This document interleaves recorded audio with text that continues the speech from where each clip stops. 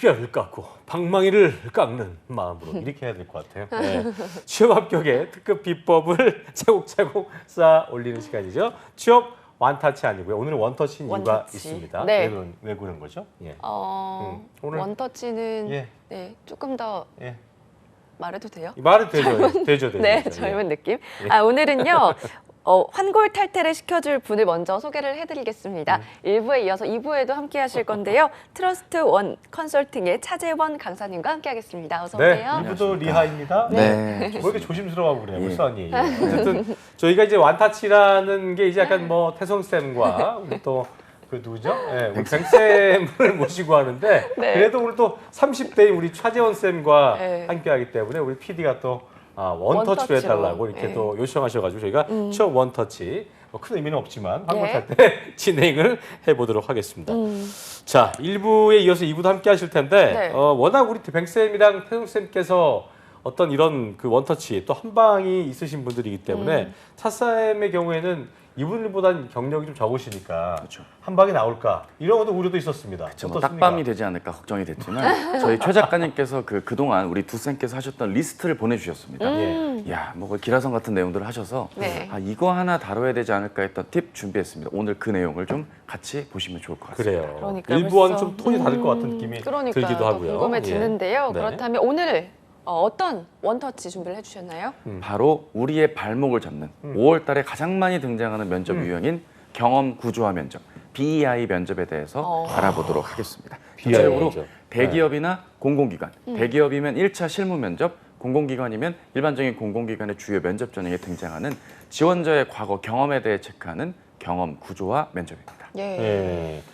차쌤의 취업 원터치 팁에 대해서 저희 기대가 좀 커지고 있는데 예. 경험 구조화 면접과 관련된 취업 꿀팁 지금부터 하나씩 만나볼 텐데요. 네. 일단 경험 구조화 이 단어가 상당히 좀 어려워 보입니다. 그러니까요. 흥미로워 보이기도 하고요. 어떤 면접 형태인지 설명부터 좀 들어보겠습니다. 일단 단어가 주는 부담감이라는 게 사실 있습니다. 구조화라는 예, 그렇죠. 구조화라는 아, 단어도 네. 있고 경험이 들어갔기 때문에 아, 이거 경험 묻는 거네라고 하지만 묻는 경험에 대해 경험을 일장연설하면 곤란하다는 게 이 면접의 특징입니다. 예. 준비된 내용과 함께 하나씩 말씀을 좀 드려볼까 하는데요. 경험 구조화 면접이란 지원자의 경험을 구체적인 질문을 통해 확인하고 지원자의 역량을 파악한다라는 점입니다. 네. 힘든 일을 딛고 어려움을 극복했던 경험을 말해봅시다. 이게 대표적인 질문의 한 형태인데요. 아하. 그렇게 될 경우는 글쎄요, 제가 일단 작년 이맘때가 아닐까 싶은데 그때 제가 이제 개인적으로 뭐 이런 게 있었는데요 하면서 너무 투머치하게 정보를 말하면 곤란하고 나는 어려움을 극복할 수 있는 역량이 있습니다 라는 포인트 위주로 말을 해줘야 된다는 게 바로 이 역량 면접입니다. 네. 지원자의 과거 행동을 통해서 파악을 한다는 점에 행동 사건 면접이다. 행동 사건 BEI 면접이다라고 예, 알려져 있고요. 예. 이 질문 형식은 레귤러한 질문을 던지고 그 질문에 지원자가 어느 정도 답을 하면 꼬리 질문이 나온다라는 점이 특징입니다. 이를테면 이 과정을 통해 저는 어려움을 극복할 수 있는 다양한 방안을 모색할 수 있었습니다. 라고 답을 맞추면 잠깐만요. 그럼 그 다양한 방법이 무엇인지 몇 가지 좀 소개해 주세요. 네. 하고 그 다음에 몇 가지 방법들을 말하면 그 방법이 과연 효과적이었을까요? 하면서 또 답을 하고 뭐 이런 식의 꼬리에 꼬리를 네. 무는 면접의 형태다. 이렇게 좀 말씀을 드리겠습니다. 그렇겠네요. 네, 면접이라고 하면은 보통 이제 기본적인 게 자기소개를 좀 하고 네. 왜 지원을 했는지 아니면 입사 후의 포부라든지 뭐 장단점 이런 거를 묻는데 이렇게 지원자의 경험을 묻는 질문, 특히 이런 질문에 대해서 더 어려워하시는 분들도 많이 계시더라고요. 그렇죠. 네. 이런 질문이 결국 지원자를 공정하게 채용하겠다는 의지로도 볼 수 있습니다. 공정의 의지다. 이를테면 공공기관들이 이걸 왜 많이 도입할 수밖에 없는가? 네. 결국 여러 전에 스펙이 오픈이 되어 있지 않기 때문에 이 지원자가 과연 사무행정이면 사무행정, 통신직이면 통신직, 품질관리면 품질관리, 환경안전이면 환경안전 이 직무에 필요한 역량을 보유했는지를 물어보면 네. 보유했나요? 네. 누구나 다 그렇게 말을 하기 때문에 그거보다는 지원자의 과거의 경험을 통해서 이 지원자의 경험 속에서 그 역량을 보유했다라고 파악을 하기에 용이한 질문의 형태이고 방식이기 때문에 지금 이 면접이 경험 구조화 면접이라는 거고요. 이 면접의 결국 의도는 그 역량을 발휘했고, 즉 보유했고, 역량을 발휘했고, 그래서 성과가 창출되었는지 이상의 큰 세 가지 조건을 답을 해달라, 네. 해주라라는 의도로서 나오는 것이고요. 경험 구조화에서 구조화라는 단어에 우리가 주목을 할 필요가 구조화. 있습니다. 이거 네. 뭔가 좀 이렇게 잘 쌓아야 될 것 같고 좀 기승전결대로 좀 해야 될 것 같고 뭔가 맞습니다. 그런 예. 맞습니다. 그런 어느 게 정도 필요한 것 같은데. 과거의 경험의 배경 설명들이 좀 많은 게 구직자분들의 특징이거든요. 네. 이를테면 뭐 지금까지 뭐 제 경우라고 한다면 6년여간 이렇게 직업 방송 출연하시면서 가장 그 잊지 못했던 순간이 언제입니까? 뭐 이런 질문이 나왔다 쳤을 때 글쎄요, 제가 가면을 쓰고 출연했던 첫 출연이 가장 기억에 남는데 그때가 더운 여름이었는데 가면이 사이즈가 안 작아서 맞았어요. 참 보는 사람도 힘들었고 그때 그죠? 보셨던 분이었고요. 뭐 이런 얘기를 하면 아무 의미가 없거든요. 어. 그때 그 어려움을 딛고 어떻게 해결했는지 위주의 결과 위주의 먼저 말을 해주면 네. 어련히 알아서 면접관이 꼬리 질문을 하게 되어 있는데 어. 그럼 그때 당시에 상황은 어땠나요? 온도는 어땠나요?를 나중에 면접관이 궁금하면 어련히 알아서 물어보는데 처음부터 너무 많은 정보를 주입을 하고 정작 듣고자 하는 역량은 몇 문장 후에나 나오니까 이게 면접관들이 답답하니까 말을 중간에 끊는 거거든요. 네. 아니 잠깐만. 그래서 뭐가 어려웠다는 건지만 얘기해 주세요. 그러면 이제 지원자 입장에선 내가 한참 열심히 말하고 있는데 왜 내 말을 끊지? 뭐 내 얘기가 별론가? 마음에 안 하면서 이제 드나? 표정이 어두우면 긴장 푸세요. 내가 긴장했나? 그러면서 면접장 분위기가 맞아, 맞아. 점점 겨울왕국이 머리는 되는 이제 거죠. 백지화가 되고. 그러니까 이제 방금 전에 그 예를 들자면 네네.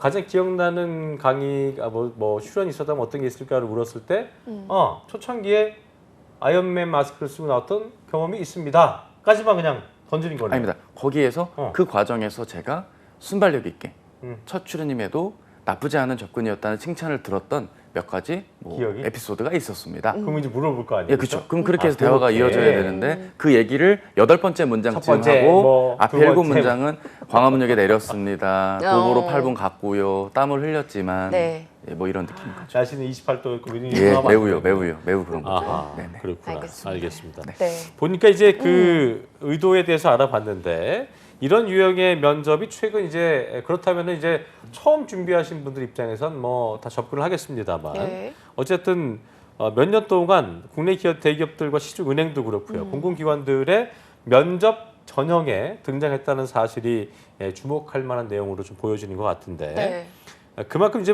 우리 차쌤 말대로 변별력이 있는 면접으로 좀 느껴지기 뭐 기초 질문이 아니니까 그게 느껴지기도 하고 쌤이 보실 때는 이런 유형의 어떤 그 면접 그 질문이 왜 등장을 했고 뭔가 좀 더 변별력 갖고 취업 준비생들을 좀 이렇게 구별하기 위한 의도일 텐데 어떤 거라고 보세요? 그 네. 등장한 배경이랄까요? 네, 한 크게 두 가지 정도로 생각을 할 수가 있습니다. 첫 네. 번째는 이게 90년대 후반부터 북미 권역이나 뭐 특정 선진 국가들의 기업체들의 인재를 채용하는 하나의 면접 툴이었습니다. 네. 그 방식이 이제 국내 시장에 잘 도입이 됐고 접목이 됐기 때문에 변별력이 있다라고 볼 수가 있고요. 또 하나는 이제 10여 년 전에 제가 취업할 때와 면접 질문의 형태가 이렇게 다른 데에는 미래지향적인 질문이 변별력이 없기 때문에 과거를 통해 미래를 유추하겠다라는 회사 측의 의지로 볼 수 있습니다. 이를테면 예전 같으면 우리 차재원 씨 그 입사 후에 그 근무 잘할 수 있겠어요? 네, 물론입니다. 입사 후에 협업 잘할 수 있겠어요? 네, 잘할 수 있습니다. 본인 문제 해결력이 점수가 몇 점입니까? 100점입니다. 이렇게 다 지원자가 그렇게 말하면 평가가 어려운 겁니다. 네. 그러니까 과거의 모습을 헤아려 보고 미래에도 그 일을 그렇게 해내겠지라는 걸 체크하는 데 있어 더할 나위 없이 좋은 접근이다. 이렇게 해서 이 면접 전형이 어느 정도 빛을 발하고 있는 게 아닐까 싶습니다. 네. 그렇군요. 그렇다면 이러한 경험 구조와 면접에서 어떤 주제가 출제가 되는지도 궁금하고 그에 대한 올바른 답변은 어떤 게 좋은지도 궁금하거든요. 네, 예, 자세히 좀 크게 들어볼 것 이제 같아요. 구직자라면 특히 면접을 가게 된다면 67가지 주제를 우리가 잘 챙겨놔야 됩니다. 언제나 늘 나온다는 3대장 네. 협업, 소통, 문제 해결. 요거는 꼭 챙겨줘야 되는 거고요. 그 밖에 실패 경험과 어려움 극복. 요게 또 많이 요즘 출제가 되고 있습니다. 예. 창의적 개선적 사고, 그리고 윤리 도덕적으로 행동한 경우, 그리고 목표 달성을 하는 열정의 마인드. 이상의 7가지 주제에 맞게 본인의 에피소드를 최소 1가지, 최대 3가지씩은 정리를 하고 답변에 맞게 템플릿을 만들어야지 그냥 있었던 사실들을 그냥 일방적으로 편하게 나열을 하면 곤란합니다. 아까도 말씀드렸지만 의도에 맞게 면접관은 지원자의 이너사이드를 지금 그 내면, 그 안에서, 그 에피소드 속에서 어떤 생각과 판단을 해서 그런 역량을 발휘했는지를 체크하는 게 또 중요한 요소이기 때문에 네. 그냥 단순히 협업하면 그냥 감각적으로 경험들을 기억하는 게 일정 부분이 있거든요. 이를테면 구직자분들이랑 경험 정리를 이야기를 하다 보면 뭐 되게 활동을 많이 하셨네요. 대표적인 실패 경험 한번 얘기 나눠봅시다. 이렇게 1대1로 컨설팅을 하게 될 때 네. 뭐 그렇긴 한데 뭐 제가 딱히 뭐 이렇게 실패했던 기억은 뭐 기억이 잘 안 나요. 이러면 딱 첫 번째 컨설팅에 어려움이 생기거든요. 근데 두 번째 컨설팅의 방향은 그러면 질문을 먼저 드리기보단 경험마다 정리를 합시다라고 접근을 하게 됩니다. 그러면 여기 영화관에서 미소지게 알바하셨는데 이때는 실패한 거 없었습니까? 글쎄요, 그냥 팝콘 오징어 굽고 팝콘 건네드리고 포인트 정리하시겠어요? 오징어 굽고. 그렇죠. 고객과의 소통. 이게 그냥 끝. 6개월간의 알바 기간 동안 이분이 단편적으로만 기억을 한 건 내가 찬란하게 그런 디저트와 굿즈를 굽고 팔았던 그 기억의 고객 지향. 그걸로 끝. 근데 이제 세세하게 들어가면 이분이 동료들과 협업했던 거, 갈등했던 거, 진상 고객이 팝콘 던진 거, 막은 거, 뭐 온갖 내용들이 많은데 그거 다 기억 못한 채 그냥 단편으로만 기억을 하니까 이런 경험들을 정리하는 게 어렵고 구조화가 안 된다는 점이 문제가 되겠죠. 따라서 네. 이러한 부분들에 대한 대비들을 우리가 에피소드를 다양하게 가져가면서 다각화할 필요가 있지 않을까, 이 부분을 말씀드리고 싶습니다. 근데 네. 되게 중요한 건 뭐냐면 이제 뭔가 아르바이트를 하든지 뭘 하든지 간에 이렇게 수동적으로 하게 될 수 있는 그 상황이 있잖아요. 그리고 또 시간이 지나다 보면은 쳇바퀴처럼 그냥 시간의 흐름대로 의식의 흐름대로 사는 경우가 있을 텐데 네. 지금 말씀하신 걸 보면은 그 있었던 일들마다 별게 아니어도 좀 정리를 통해서 일들을 좀 기억해내고 나중에 기억해내기 위해선 그런 정리 같은 것도 되게 중요하겠어요. 네. 이게 결국 그죠? 왜 이 정리가 어렵다고 느껴지냐면 어. 지원 동기나 나의 강점을 말할 때 근거 경험과 어. 그냥 협업, 소통 이런 기초 능력을 묻는 경험을 혼재해서 생각을 하니까 이런 사태가 벌어지는 거거든요. 그렇군요. 이를테면 내가 국어 교육과를 나왔는데 음. 난 마케터 하고 싶어. 근데 난 마케팅과 관련된 경험이 없다.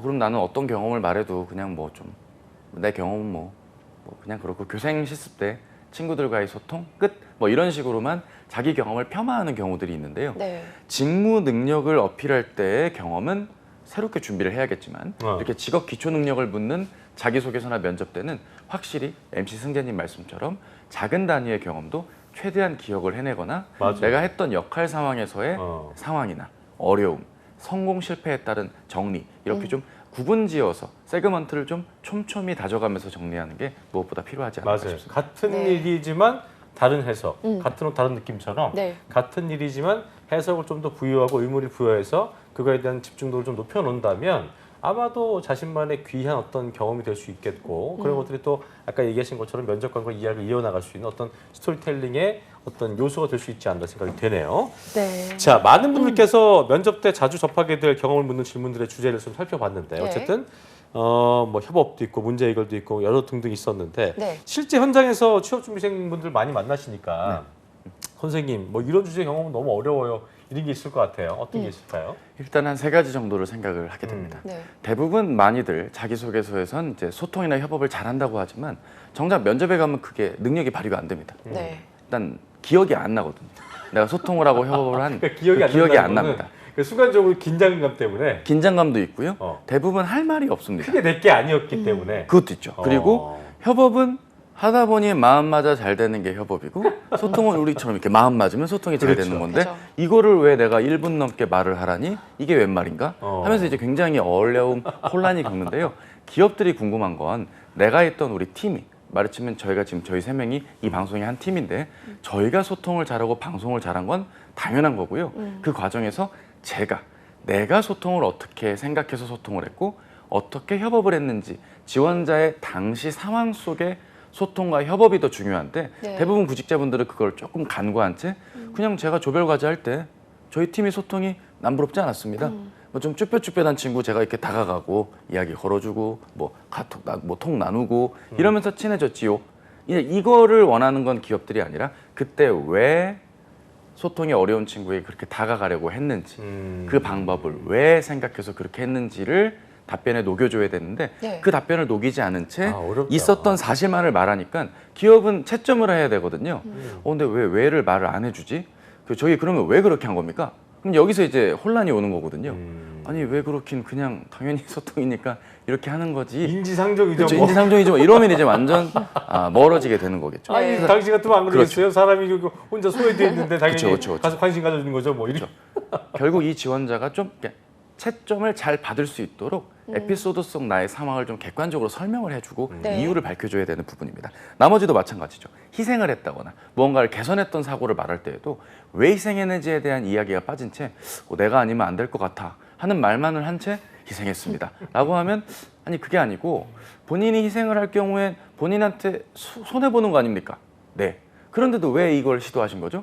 제가 아니면 안 된다고 보았기 때문에. 아니 알겠는데 안 된다고 보았던 이유가 뭡니까? 하면서 이제 면접이 분위기가 어색해지는 겁니다. 네. 따라서 이런 추임새가 부분에 많아지면서 말이 그쵸. 길어지고 이제 그렇죠. 그리고 잠시 생각할 시간을 이미 하고 있는데도 계속 생각할 시간을 달라고 하는 마법 같은 답변들이 이어지게 되는 거겠죠. 따라서 제가 지금 듣고 싶은 거는 단순히 그냥 어떤 그 질문에 나오는 직업 기초 능력의 단어에만 매몰돼서 내 에피소드를 그냥 전체를 소개하려고 하지 마시고요. 그 주제에 맞게 내가 왜 그렇게, 어떻게 그렇게 요 두 가지의 테마에 맞게 내 이야기와 내 상황 속 내용을 추가로 같이 답변 내용에 담아보시는 건 어떨까 싶습니다. 네. 이게 참 그 차쌤 얘기 들어보니까 아까도 뭐 일맥상통한 얘기인데 순간에 집중하라는 그런 말이 있는 것처럼 네. 어떤 그 이벤트가 있을 때 네. 별거 아닌 일 같지만 내가 왜 이 선택을 했고 내가 왜 이렇게 했을까에 대한 의미 부여를 이제 갑자기 떠올리려면 안 떠올라지니까. 맞아요. 그렇죠. 제가 최근에 그 일기를 좀 쓰기 시작했는데 그게 무슨 막 대단한 어떤 추상적인 일기가 아니라 진짜 뭐 먹고 일하고 네. 자고 싸고 이런 느낌. 일상의 어떤 기록. 일상의 기록을 이렇게 해놓는데 기록하다 보니까 이제 이 기록의 중간 중간에는 이유가 있잖아요. 네. 이걸 쓰다 보니까 뭐 한 페이지가 넘더라고요. 굉장히 그것도 일이긴 일인데 그걸 해놓고 나니까 매 순간에도 어떤 기억도 좀 더 맞아요. 맞습니다. 기억이 잘 나고 새록새록. 의미가 네. 좀 부여되는 거죠. 그래서 사실 지금 얘기 들어보면은 참 그 지원자 입장에서 어렵지만 네. 단순한 행동도 어떤 의미 부여를 하기 위해서 좀 이렇게 애쓰는 루틴이 네. 필요할 것 같아요. 굉장히 중요한 말씀입니다. 그죠? 사실 이거를 강의하기도 되게 어려운 것이긴 하거든요. 네. 이를테면 이게 취업이랑 왜 상관 있어? 라고 일단 1차적으로 반대 거부 반응을 보이는 분들도 계시고요. 네. 혹은 아무리 그렇게 해도 안 되잖아. 이러면서 이제 그 전형에 대한 방법을 알려드렸는데 다른 조건값으로 부정을 하는 일들이 있는 안타까운 경우들이 있는데요. 공공기관 지원자분들은 좀 빠르게 받아들이는 편입니다. 왜냐하면 네. 정말 이렇게 면접 질문들이 나오니까요. 하지만 이렇게 정리를 하는 것도 우리 MC 승재님 말씀처럼 여러분 오늘부터 일기를 한번 뭐 써봐야 아니, 되는 그게 건 진짜- 아닌지 생각을 해보게 됩니다. 그러니까 당황을 안 할 거 아니에요. 그것도 필요한 것 같더라고요. 그렇죠. 근데 이제 이런 것도 몇 번 연습을 하다 보면 자연스럽게 이제 내재화가 맞아요. 되면서 꼭 굳이 기록을 안 하더라도 답변을 잘 그렇습니다. 스며들 네. 수가 있을 것입니다. 예, 알겠습니다. 이 답변을 해야 되는데 이 답변을 뭔가 이렇게 잘해야 되잖아요. 그러다 네. 보면은 답변 길이도 중요할 것 같거든요. 어떻게 해야 이게 돼요? 또 넌센스인 게 가장 난해한 질문 중에 취업 컨설턴트 아마 저뿐만 아니라 이 직업을 가진 분들 다 마찬가지일 겁니다. 한 번 답변하면 몇 초 정도 얘기하면 적절해요? 라고 묻습니다. 네. 왜냐면 질문의 형태가 다 다른데 그리고 면접관 분들 중에는요. 맞아요. 아무리 면접관 교육을 훌륭히 해도 면접관 본인 의지대로 질문하는 분들이 계십니다. 이를테면 한 답변을 할 때 예닐곱 문장은 충분히 들어주신 후에 그 다음에 꼬리 질문, 보충 질문을 부탁드립니다라고 그 면접관 교육을 하는데 그러면 잠깐 그래가지고 그거 어떻게 됐다는 거예요? 이렇게 말을 그죠. 끊는 경우가 있거든요. 그럼 나는 매뉴얼대로 30초 면접 네. 답변은 30초 이렇게 했는데 어머 끊는 순간. 그렇죠. 10초 만에 나한테 질문하니까 이제 블랙아웃이 펼쳐지면서 네. 이 면접은 내가 멀리 멀어지는 건 아닌가 뭐 이렇게 하는데 절대 그런 건 아니니까요. 면접관 케이스 바이 케이스이기 때문에 연습할 때는 2, 30초 내로 한번 한 답변의 다이얼로그를 완성해 보시고 네. 꼬리 질문이 나올 때에는 그 질문에 맞게 유연하게 대처하는 것도 중요할 것입니다. 그리고 그런 거 있잖아요. 우리 차쌤을 제가 좋아하는 이유는 중언부언을 하지 않으세요. 물론 뭐 다들 다 중언부언 안 하시지만 가끔 이제 방송하다 보면은 게스트들 중에 이제 한 얘기를 또 반복적으로 그러니까 하다 보면 저희들도 얘기하다 보면 본인이 자신 있는 얘기를 자꾸 반복하게 되는 스스로 감화 감동하는 그런 경우가 있는데 그런 거 지원자들도 있지 않아요? 그렇죠. 있습니다. 그렇죠. 이를테면 앞서 말씀드렸듯 어. 저만의 남다른 기획력은 뭐 그러니까요. 이러면서 이 레파토리를 했는데 자꾸 맨맨 돌죠. 채점할 때. 그래서 그런 것들은 좀 지양하는 게 좋고 맞아요. 자신의 무기가 많이 있을수록 좋습니다. 맞아요. 그만큼 준비를 잘했다의 어떤 방증이 아닐까 싶네요. 예. 경험의 소재 선택 관련도 좀 궁금한 부분인 것 같은데 네. 이 원터치 시간에 우리 강사님들께서 방송에서 그런 얘기 많이 하셨어요. 군대 이야기하지 마라. 또 뭐 이제 수능 내신 뭐 성적 이야기 같은 거 좀 네. 자제하라고 얘기하셨었는데 이런 거 진짜 하면 안 되는 건지 아니면 뭐 이런 얘기여도 좀 재밌게 하면 되는 건지 뭐 좀 어떻게 생각해야 될까요? 극단적으로 말씀드리면 지원 동기의 근거로도 부족하고요. 소통과 협업 목표 열정에도 부족합니다. 철저하게 군대는 굳이 해야 되는 곳이니까. 그렇죠. 굳이 정말 그렇죠. 맞습니다. 굳이 해야 된다면 자기 개발 혹은 어려움 극복 정도에나 해당될 수 있는 소재가 아닐까 싶습니다. 예를 들어서 회사원이 일하다가 어려울 수도 있죠.